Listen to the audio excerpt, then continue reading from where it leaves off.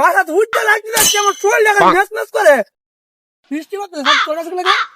এই হারাম দাদা আপনাদের দে। এই আমার জায়গা জমি এত জঙ্গলে জায়গা লাগে তোর মাস আমার সাথে নেই, আমার উপরে দে, আমার উপরে দে।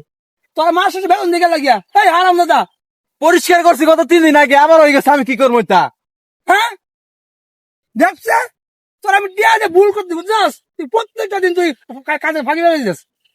আমি 3 দিন আগে লোক দিয়ে পরিষ্কার করাইছি এই জায়গাগুলো, আবার জঙ্গল হয়েছে, আমি কি করতে পারি? আচ্ছা আবার পরিষ্কার করাবি? আচ্ছা চেয়ারম্যান সাহেব। আমার এত জায়গা তুমি কেডা খাইবো রে? চেয়ারম্যান সাহেব, চেয়ারম্যান সাহেব, বিপদে পড়ে আছি আমি, বিপদে পড়ে আছি। চেয়ারম্যান সাহেব, আমার মা তো অসুখ। তোর মার অসুখ? ও চেয়ারম্যান সাহেব, কবে থেকে? আজকে 1 সপ্তাহ ধরে অসুখ, টিয়া টোয়া পাইতাছি না। বাজান রে। চেয়ারম্যান সাহেব, মোবাইল একটা পাইছেন, কাজে লাগবে। ও বাজান রে, আমার পড়া তো টিয়া টুয়া কিচ্ছু না রে, আমি কেমনে তোরা দিয়ে পারে টিয়া? যে ভাই হোক চেয়ারম্যান সাহেব, আমার কটা টিয়া লাগবে চেয়ারম্যান সাহেব। 10টা টিয়া আছে, তুমি লয়ে যা। 10 টিয়া আছে আপনি 10 টাকাতে কি হইব? তোমার না খাওয়াই। না বা খাওয়ালে কাম হইতো না চেয়ারম্যান সাহেব, বড় চিকিৎসা করতে হবে চেয়ারম্যান সাহেব।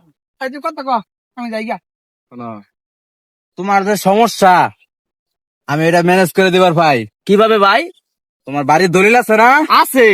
দলিলটা লই আমার কাছে কালকে হোক, আইলে চেয়ারম্যান সাহেব দিলে জি কিছু একটা দিব চেয়ারম্যান সাহেব। তাই নাকি?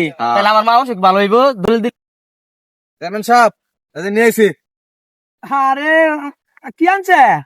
যে জমিনে দলিল দিছে, এই কিন্তু আমার দেশ করে তুই রাখতেস না? আপনারা দেখাইলাম আর কি। কিছু দিল লাগবো তারে। তুই দিয়া দে, তুই আমার কত কষ্ট লাগিয়া। আচ্ছা, এই যে ফজল আলী, এতে 10 লাখ টাকা আছে, তোমার আমার চিকিৎসা করবো লাগবে। চেয়ারম্যান সাহেব, আমার বাপের উপকার করলেন, ধন্যবাদ। আব্বা তো রাস না।